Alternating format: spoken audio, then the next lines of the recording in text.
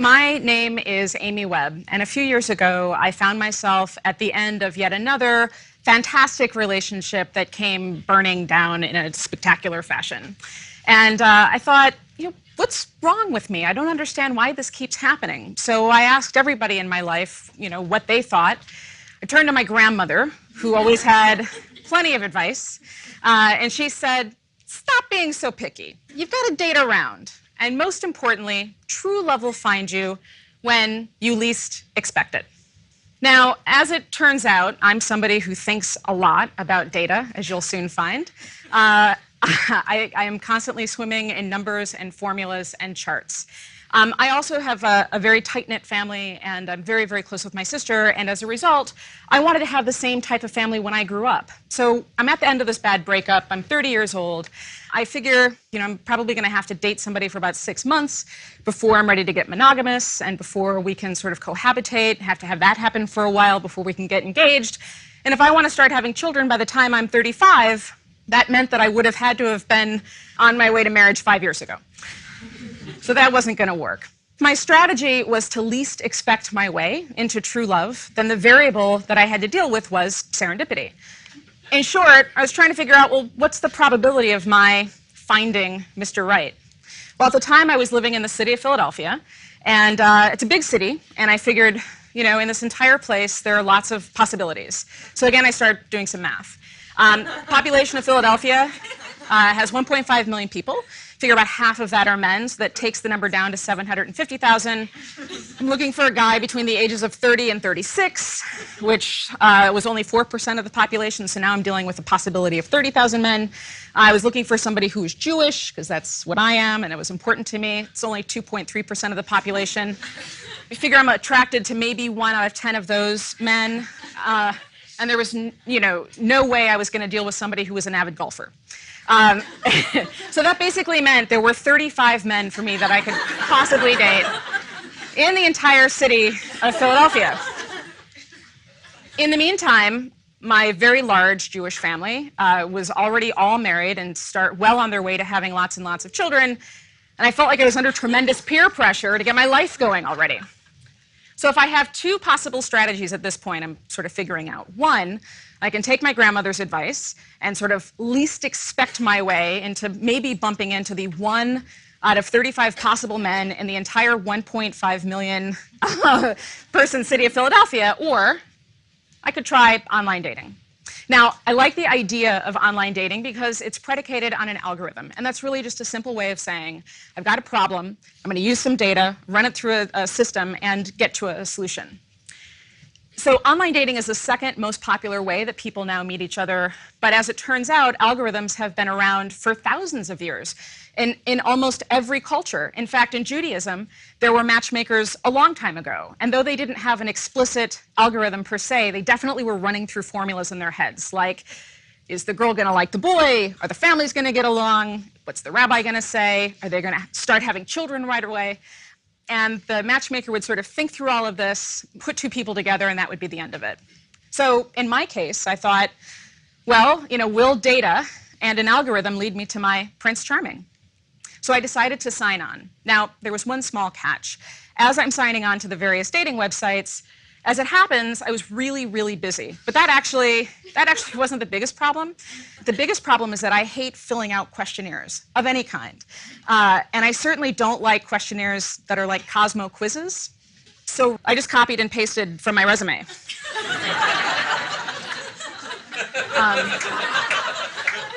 So in the descriptive part up top, I said that I was an award-winning journalist and a future thinker. When I was asked about fun activities and like my ideal date, I said monetization and fluency in Japanese. I talked a lot about JavaScript. So obviously, this was not the best way to put my most sexy foot forward. But the real failure was that there were plenty of men for me to date. These algorithms had a sea full of men that wanted to take me out on lots of dates, what turned out to be truly awful dates. There was this guy, Steve, the IT guy. The algorithm matched us up because we share a love of gadgets, we share a love of math and data, and 80s music. And so I agreed to go out with him. So Steve, the IT guy, invited me out to one of Philadelphia's white tablecloth, extremely expensive restaurants. And we went in, and right off the bat, our conversation really wasn't sort of taking flight. But he was ordering a lot of food. In fact, he didn't even bother looking at the menu. He was ordering multiple appetizers, multiple entrees for me as well. And suddenly there are piles and piles of food on our table, also lots and lots of bottles of wine. So we're nearing the end of our conversation and the end of dinner, and I've decided Steve, the IT guy, and I are really just not meant for each other, but we'll part ways as friends. When he gets up to go to the bathroom. And in the meantime, the bill comes to our table. And listen, I'm a modern woman. I'm totally down with splitting the bill. But then Steve, the IT guy, didn't come back. And that was my entire month's rent.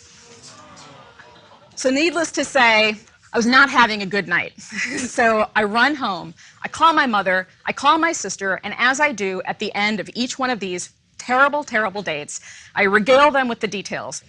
And they say to me, stop complaining. You're just being too picky. So I said, fine. From here on out, I'm only going on dates where I know that there's Wi-Fi, and I'm bringing my laptop. I'm going to shove it into my bag, and I'm going to have this email template, and I'm going to fill it out and collect information on all these different data points during the date to prove to everybody that empirically these dates really are terrible. So I started tracking things like really stupid, awkward sexual remarks, bad vocabulary, the number of times a man forced me to high-five him. So I started to crunch some numbers, and that allowed me to make some correlations. So as it turns out, for some reason, men who drink scotch reference kinky sex immediately. Well, it turns out that these probably weren't bad guys. They were just bad for me. And as it happens, the algorithms that were setting us up, they weren't bad either. These algorithms were doing exactly what they were designed to do, which was to take our user-generated information, in my case, my resume, and match it up with other people's information. See, the real problem here is that while the algorithms work just fine, you and I don't. When confronted with blank windows where we're supposed to input our information online, very few of us have the ability to be totally and brutally honest with ourselves. The other problem is that these websites are asking us questions like, are you a dog person or a cat person? Do you like horror films or romance films? I'm not looking for a pen pal, I'm looking for a husband, right? So there's a certain amount of superficiality in that data. So I said, fine, I've got a new plan. I'm going to keep using these online dating sites, but I'm going to treat them as databases. And rather than waiting for an algorithm to set me up, I think I'm going to try reverse engineering this entire system. So knowing that there was superficial data that was being used to match me up with other people, I decided instead to ask my own questions. What was every single possible thing that I could think of that I was looking for in a mate? So I started writing, and writing, and writing. And at the end, I had amassed 72 different data points. I wanted somebody who was Jew-ish, so I was looking for somebody who had the same background and thoughts on our culture, but wasn't going to force me to go to shul every Friday and Saturday. I wanted somebody who worked hard, because work for me is extremely important, but not too hard. For me, the hobbies that I have are really just new work projects that I've launched. I also wanted somebody who not only wanted 2 children, but was going to have the same attitude toward parenting that I do. So somebody who was going to be totally okay with forcing our child to start taking piano lessons at age 3, and also maybe computer science classes if we could wrangle it. So things like that, but I also wanted somebody who would go to far-flung exotic places like Petra, Jordan. I also wanted somebody who would weigh 20 pounds more than me at all times, regardless of what I weighed. So I now have these 72 different data points, which, to be fair, is a lot. So what I did was I went through and I prioritized that list. I broke it into a top tier and a second tier of points. And I ranked everything starting at 100 and going all the way down to 91, and listing things like I was looking for somebody who was really smart, who would challenge and stimulate me, and balancing that with a second tier and a second set of points. These things were also important to me, but not necessarily deal breakers. So once I had all this done, I then built a scoring system because, what I wanted to do was to sort of mathematically calculate whether or not I thought the guy that I found online would be a match with me. I figured there'd be a minimum of 700 points before I would agree to email somebody or respond to an email message. For 900 points, I'd agree to go out on a date, and I wouldn't even consider any kind of relationship before somebody had crossed the 1,500-point threshold. Well, as it turns out, this worked pretty well. So I go back online now. I found Jewish Doc 57, who's incredibly good-looking, incredibly well-spoken. He had hiked Mount Fuji. He had walked along the Great Wall. He likes to travel as long as it doesn't involve a cruise ship, right? And I thought, I've done it. I've cracked the code. I have just found the Jewish Prince Charming of my family's dreams. There was only one problem. He didn't like me back. And I guess the one variable that I haven't considered is the competition. Who are all of the other women on these dating sites? I found Smiley Girl in 1978. She said she was a fun girl who is happy and outgoing. She listed her job as teacher. She said she is silly, nice, and friendly. She likes to make people laugh a lot. At this moment, I knew, clicking after profile after profile after profile that looked like this, that I needed to do some market research. So I created 10 fake male profiles. Now, before I lose all of you, all right, understand that I did this strictly to gather data about everybody else in the system. I didn't carry on crazy catfish-style relationships with anybody. I really was just scraping their data. But I didn't want everybody's data. I only wanted data on the women who were going to be attracted to the type of man that I really, really wanted to marry. When I released these men into the wild, I did follow some rules. So I didn't reach out to any woman first. I just waited to see who these profiles were going to attract. And mainly what I was looking at was two different data sets. So I was looking at qualitative data. So what was the humor, the tone, the voice, the communication style that these women shared in common, and also quantitative data. So what was the average length of their profile? How much time was spent between messages? What I was trying to get at here was that I figured in person, I would be just as competitive as a Smiley Girl 1978. I wanted to figure out how to maximize my own profile online. Well, 1 month later, I had a lot of data, and I was able to do another analysis. And as it turns out, content matters a lot. So smart people tend to write a lot. 3,000, 4,000, 5,000 words about themselves, which may all be very, very interesting. The challenge here, though, is that the popular men and women are sticking to 97 words on average that are written very, very well, even though it may not seem like it all the time. The other sort of hallmark of the people who do this well is that they're using non-specific language. So in my case, The English Patient is my most favorite movie ever.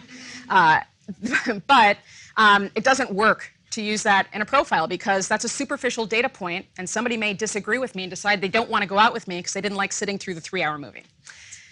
Also, optimistic language matters a lot. So this is a word cloud highlighting the most popular words that were used by the most popular women, words like fun and girl and love. And what I realized was not that I had to dumb down my own profile. Remember, I'm somebody who said that I speak fluent Japanese and I know, JavaScript, and I was okay with that. The difference is that it's about being more approachable and helping people understand the best way to reach out to you. And as it turns out, timing is also really, really important. Just because you have access to somebody's mobile phone number or their instant message account and it's 2 o'clock in the morning and you happen to be awake, doesn't mean that that's a good time to communicate with those people. The popular women on these online sites spent an average of 23 hours in between each communication. And that's what we would normally do in the usual process of courtship. And finally, there were the photos. All of the women who were popular showed some skin. They all looked really great, which turned out to be in sharp contrast to what I had uploaded. Once I had all of this information, I was able to create a super profile. So it was still me, but it was me optimized now for this ecosystem. And as it turns out, I did a really good job. I was the most popular person online.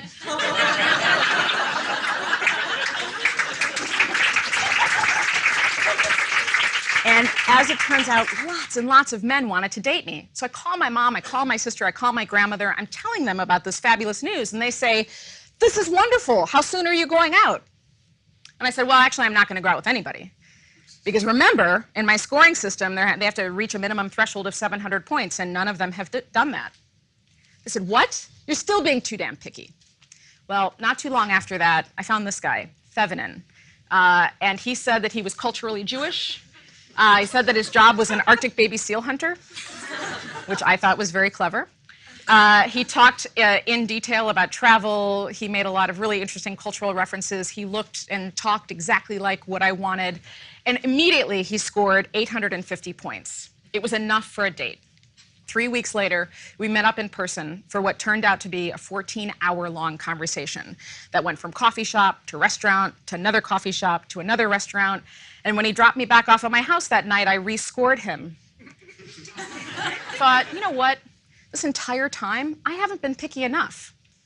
Well, a year and a half after that, we were non-cruise ship traveling through Petra, Jordan, when he got down on his knee and proposed.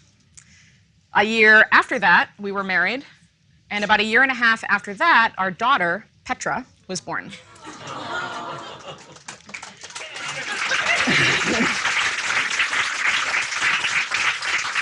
Obviously, I'm having a fabulous life. So the question is, what does all of this mean for you? Well, as it turns out, there is an algorithm for love. It's just not the ones that we're being presented with online.